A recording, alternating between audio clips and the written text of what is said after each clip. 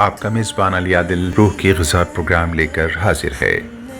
आप देख रहे हैं राह सुकून चैनल। नहीं है मगर उनकी तस्वीर सीने में मौजूद है जिसने दोस्तों, जैसा कि आप जानते हैं कि 5 अक्टूबर वर्ल्ड टीचर्स डे के उन्वान से मनाया जाता है। आइए हम भी आलमी यौम असातिज़ा के मौके पर कायनात के सबसे अजीम तरीन मौल्लिम सैयदुल मुरसलीन मोहम्मद मुस्तफ़ा सल्लल्लाहु अलैहि वसल्लम की खिदमत अक़दस में हम हदिया दरूद सलाम पेश करते हैं। अल्लाहुम्मा सल्लि अला मुहम्मदिन व अला आलि मुहम्मदिन कमा सल्लैता अला इब्राहीम व अला आलि इब्राहीम इन्नका हमीदुम मजीद। और इस अहद की तजदीद और तस्दीक करते हैं कि कायनात के इस अजीम मौल्लिम उस्ताज़ की सिखाई गई तालीमात में इंसानियत की दुनियावी और उखरवी कामयाबी मुज़मिर है, छुपी हुई है। दोस्तों, हम जानते हैं कि सबसे पहला मदरसा, सबसे पहला हमारी दर्सगाह हमारी माँ की गोद होती है। तो आइए हम सब अपने अपने वालिदैन को आज यौम असातिज़ा के मौके पर खिराज अक़ीदत और खिराज तहसीन के साथ मुबारकबाद पेश करते हैं। और इसके साथ ही जिन लोगों ने, जिन असातिज़ा किराम ने जो भी हमें दीन की या कोई अच्छी बात सिखाई है, उनको भी खिराज तहसीन पेश करते हुए आज 5 अक्टूबर को आलमी यौम असातिज़ा की मुबारकबाद पेश करते हैं। दोस्तों, दौलत से आप चश्मा तो खरीद सकते हैं, लेकिन नज़र नहीं खरीद सकते। किताबें खरीद सकते हैं, इल्म नहीं। घड़ी खरीद सकते हैं, मगर वक्त नहीं। कलम तो खरीद सकते हैं, मगर किस्मत नहीं। दवाएं भी खरीद सकते हैं, मगर सेहत नहीं।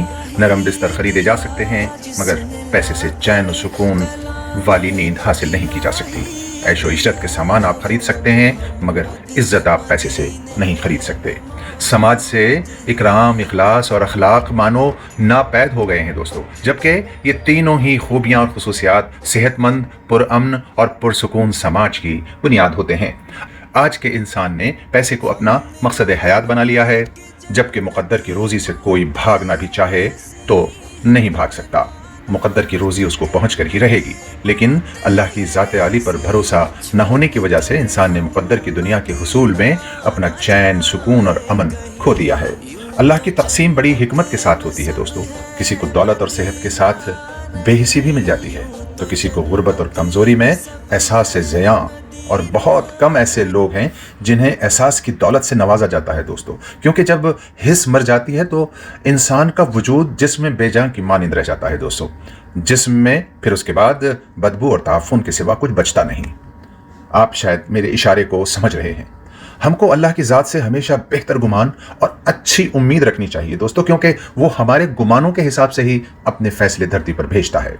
खुशनसीबी ये नहीं कि इंसान को वो सब मिला जिसकी वो तमन्ना करता था, बल्कि खुशनसीबी ये है कि इंसान को जो मिला उसमें अल्लाह ताला का शुक्रगुजार, फरमाबरदार और मुतमईन वो बंदा बनकर रह रहा है। इस्लाम पर कायम रहे और ख़ात्मा इसका ईमान पर हो जाए, इससे ज़्यादा बेहतर खुशकिस्मती की बात नहीं हो सकती।